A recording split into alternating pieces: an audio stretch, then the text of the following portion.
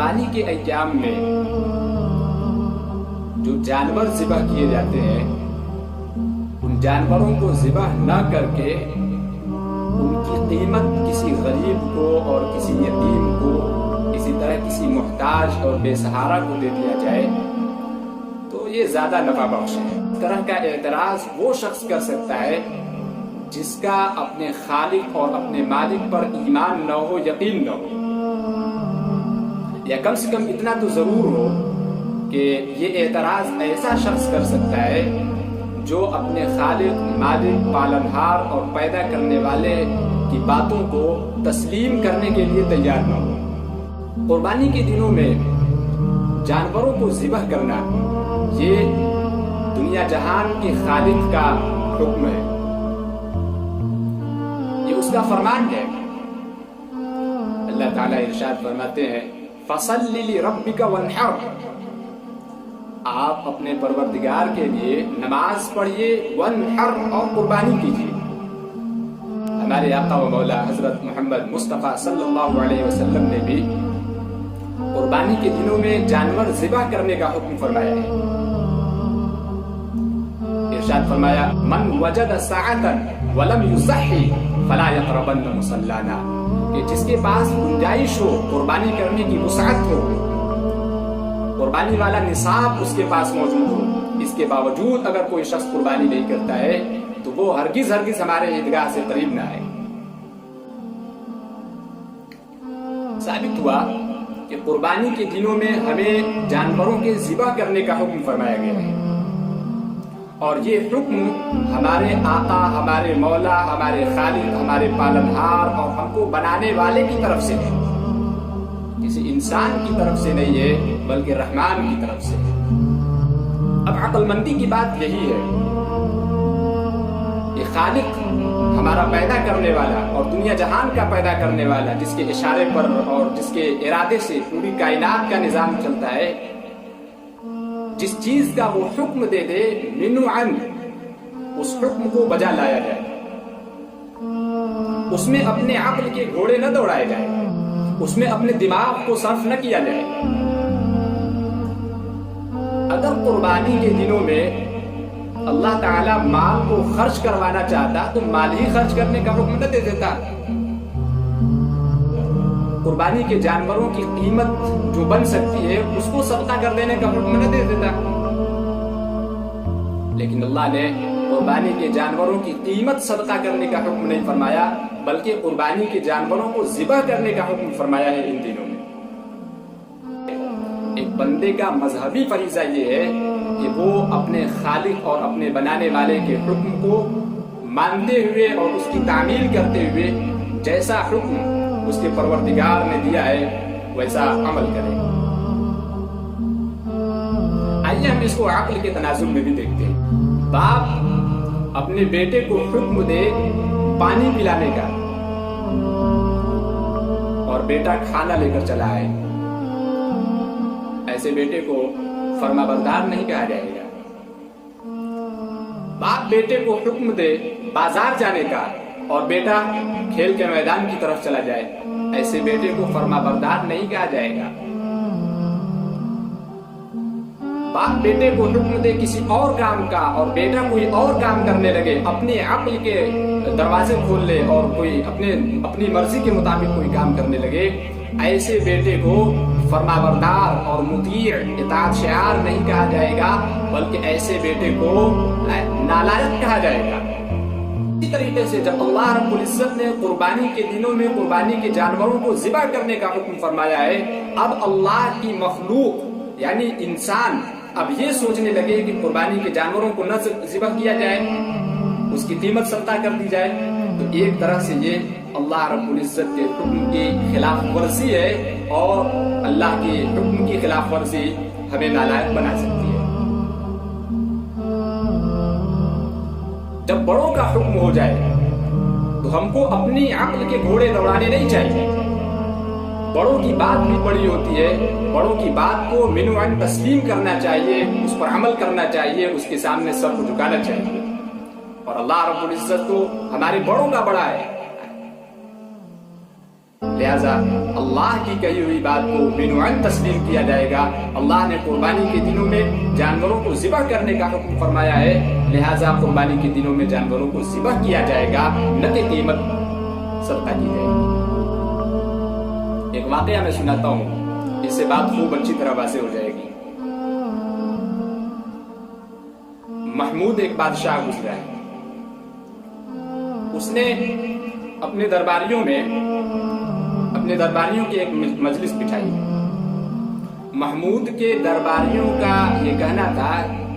کہ محمود ایاز، جو کہ ایاز محمود کے غلام تھے، ایاز کو بہت مانتے ہیں اور ہم لوگوں کو اتنا مانتے نہیں ہیں جتنا ایاز کو مانتے ہیں۔ وجہ کیا ہے؟ تو محمود نے سوچا کہ اس کا جواب عملی طور پر اپنے درباریوں کو دے دیا جائے، لہذا درباریوں کی ایک میٹنگ بلائی اور محمود نے ایک ہیرا منگایا اور ایک ہتھوڑی منگایا اور ایک درباری سے کہا کہ اس ہیرے کو توڑو، مار تو ہتھوڑی سے ٹوٹ جائے، بکھر جائے ہیرا۔ اس درباری نے کہا کہ حضور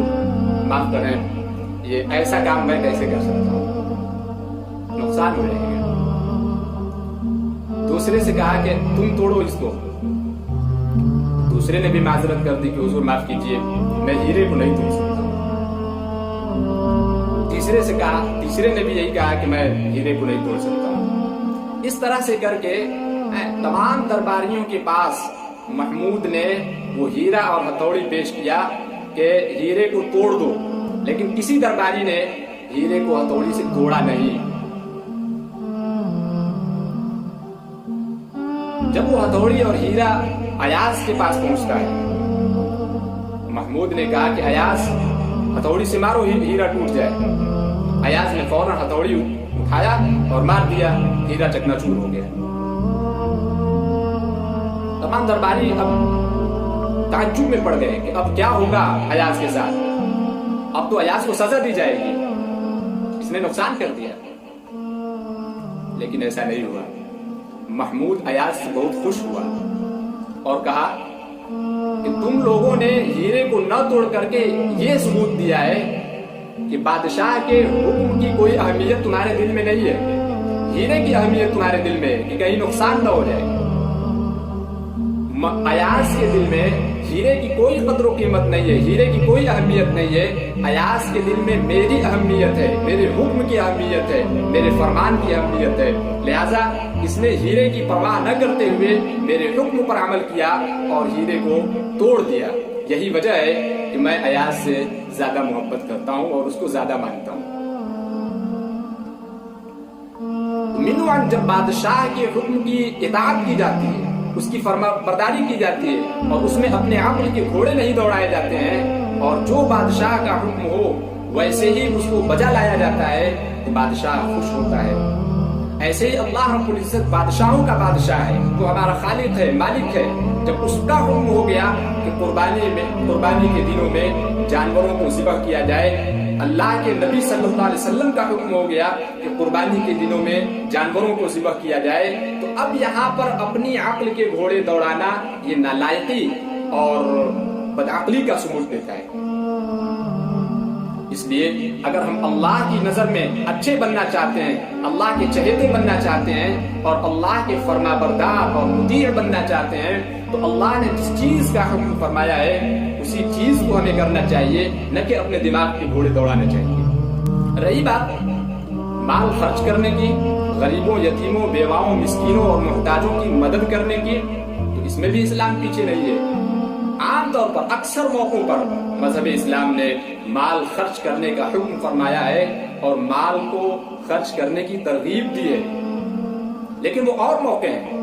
تو جن موقعوں پر اللہ اور اللہ کا رسول مال خرچ کرنے کا حکم دیتا ہے وہاں پر مسلمان دل کھول کر مال خرچ کرتے ہیں، اور جن موقعوں پر اللہ اور اللہ کا رسول قربانی میں جانوروں کے ذبح کرنے کا حکم دے رہا ہے وہاں پر ایمان والوں کو اور مسلمانوں کو جانوروں کو ذبح کرنا چاہیے اور کرتے بھی ہیں۔ جن دھرموں میں دھارمک چیزوں کے ساتھ کھلواڑ کیا گیا، دھارمک شعائر کے ساتھ چھیڑ چھاڑ کیا گیا، اور جو دھارمک کتابیں اور پستکیں کہہ رہی تھیں اس میں اپنی مرضی کے مطابق کام کیا گیا، آج وہ تمام ادیان اور وہ تمام مذاہب سب انحراف کے شکار ہیں، سب میں تغیر و تبدل اسی طریقے سے ہوا ہے۔ اگر مذہب اسلام آج اپنی خصوصیت کے ساتھ اور جس طریقے سے مذہب اسلام آیا بالکل اسی طریقے سے آج بھی دنیا کے سامنے قائم و دائم ہے، کھڑا ہے، تو اس کی صرف ایک وجہ ہے کہ جو کچھ اللہ اور اللہ کے رسول نے فرما دیا اس میں اپنے دماغ اور عقل کے گھوڑے نہیں دوڑایا، بلکہ منعن صرف سیم اسی بات کو تسلیم کیا ہے۔ استنجا سے فارغ ہونے کے بعد فرمایا گیا وضو کرو، چہرہ دھلو، ہاتھ دھلو، کلی کرو، ناک میں پانی ڈالو، ٹخنوں تک پیر دھلو۔ تو اسلام کے ماننے والے مسلمانوں نے وہاں پر عقل کے گھوڑے نہیں دوڑائے اور اعتراض اور شک و شبہ نہیں کیا کہ نجاست تو کسی اور جگہ سے نکل رہی ہے، اس جگہ کو دھل لینا کافی ہے، ہاتھ دھلنے کی کیا ضرورت ہے، چہرہ دھلنے کی کیا ضرورت ہے، کلی کرنے کی کیا ضرورت ہے؟ نہیں، یہاں اللہ کی طرف سے حکم آ گیا۔ اب یہاں پر مسلمانوں نے اپنا دماغ نہیں لڑایا بلکہ خدا کا حکم آ گیا، بالکل سمعنا و اطعنا، ہم نے اس کو قبول کیا، ہم نے اس کی اطاعت کی۔